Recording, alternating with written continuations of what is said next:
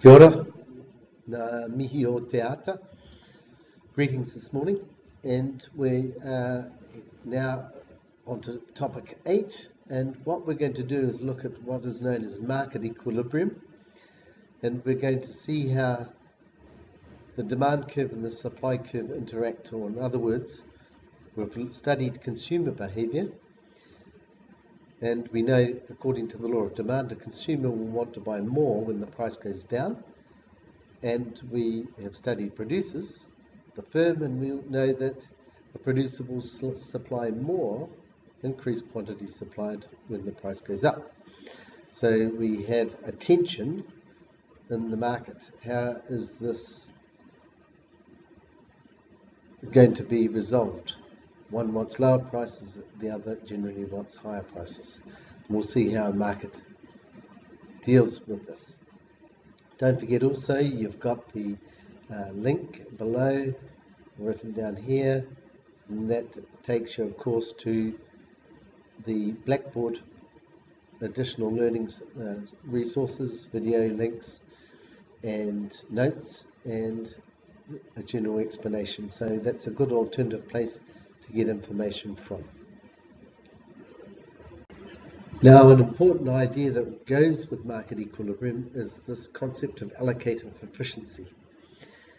And we're going to introduce both together and examine market equilibrium and analyze how, when the market forces change, how revenue changes. In part B of this unit, we're going to come back again and look at the same diagrams and analyze them in a different way. In both analysis, what we're actually doing is building up a definition of what market equilibrium means. So let's go. Now, we already know what a market is. It's any situation where buyers and sellers communicate. We have a demand curve that we've already looked at, and we've had a supply curve that we've already looked at. And so now we're examining this point here, known as market equilibrium.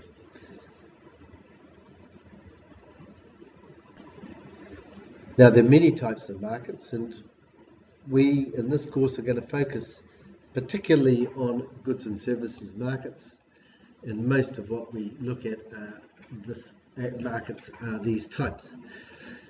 We will also look at the labour market in section B, and we will see that labour have buyers, that's the business, the firms that hire the labour, and of course the workers who offer their labour for a price, generically called a wage rate. So we'll look at that in section B. Section C will look at the money market, and particularly at the price of money, the interest rates, money that is paid when you borrow money and money you receive when you put money in term deposits. So we'll look at that also and how that's determined. And finally, we'll look at the foreign exchange market, Forex for short, and that is what determines the price of New Zealand currency and other currencies. But that's for much later. So let's get to our definition of market equilibrium. And remember, what we're doing is defining, not describing. If we're describing where market equilibrium is, we simply say it is the intersection point of the supply and demand curve. But a definition requires more detail, more explanation. So we're going to start simply and build on the definition. So we say when the market is in equilibrium is when the price paid, the market price, and the price received is also determines the quantity sold and the quantity demanded. In other words, our simplest definition of market equilibrium is where quantity demanded, QD, equals quantity supplied.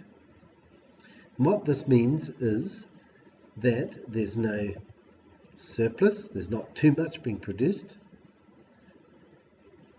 and there is no shortage. In other words, consumers are getting what they want. In this way, we say when this quantity is achieved, there's no shortage, no surplus, So resources have been allocated efficiently.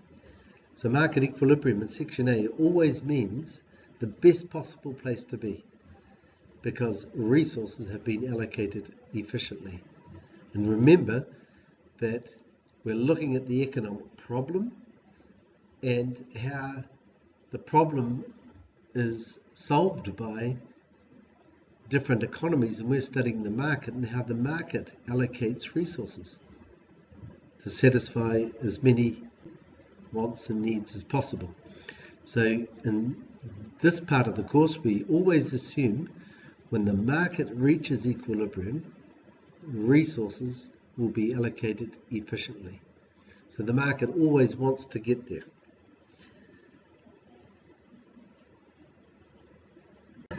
Now, at PM, the market is in equilibrium, but what about if the price was at P1? What would happen in the market?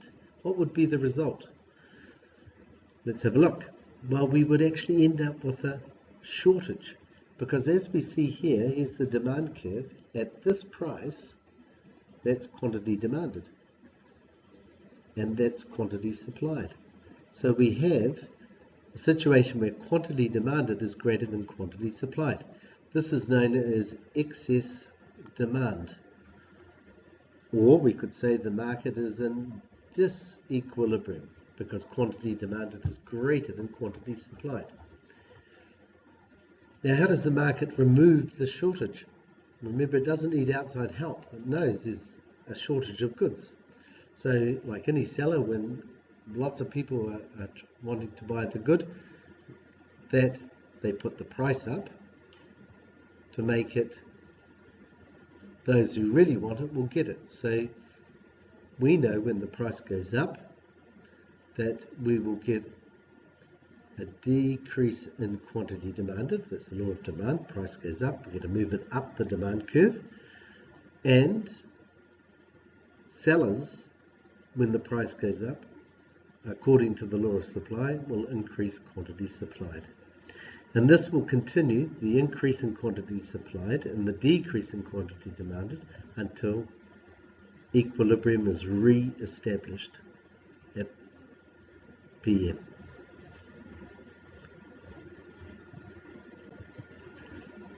Conversely, when the price is too high, the result will be a surplus. Too much will be produced, because at that point there, at the price, P1, that's quantity supplied, and of course that's quantity demanded.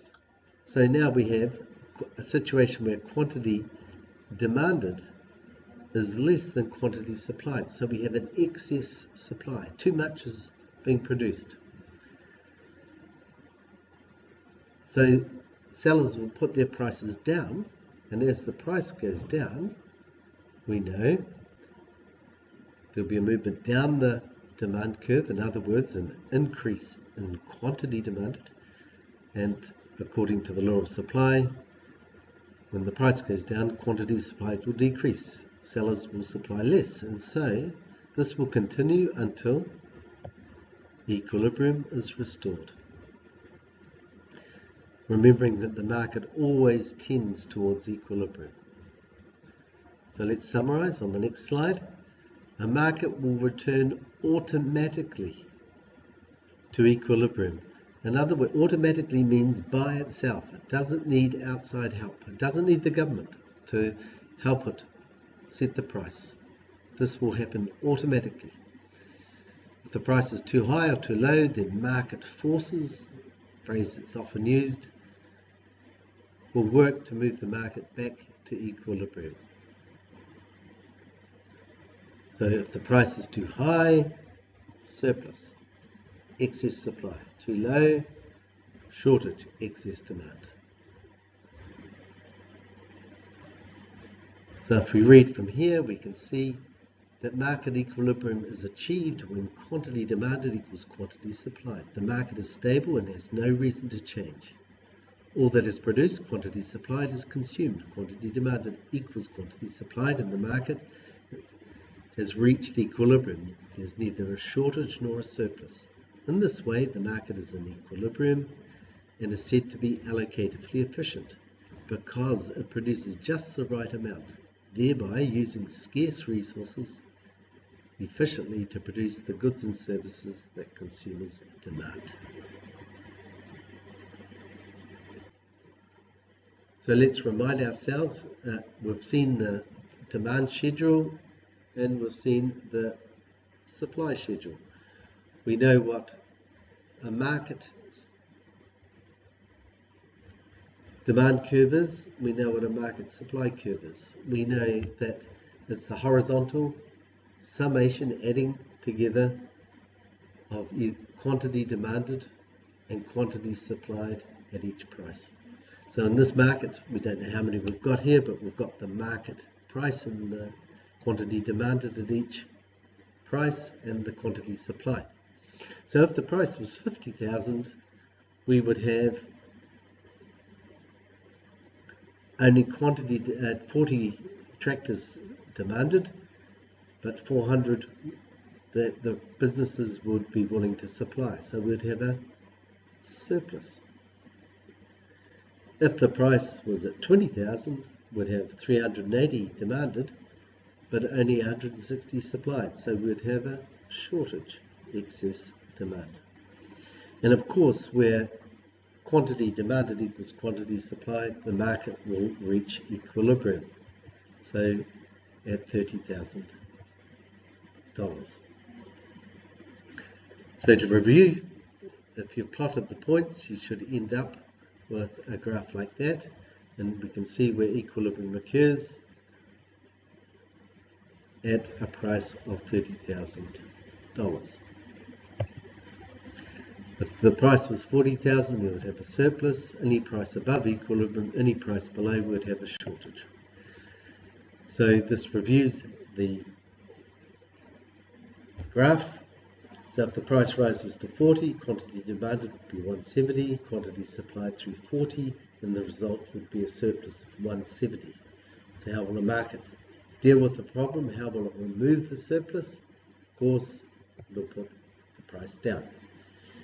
What will happen at 20,000? We'll have a quantity demanded at 380, quantity supplied 160, and the result means we have a shortage of 220.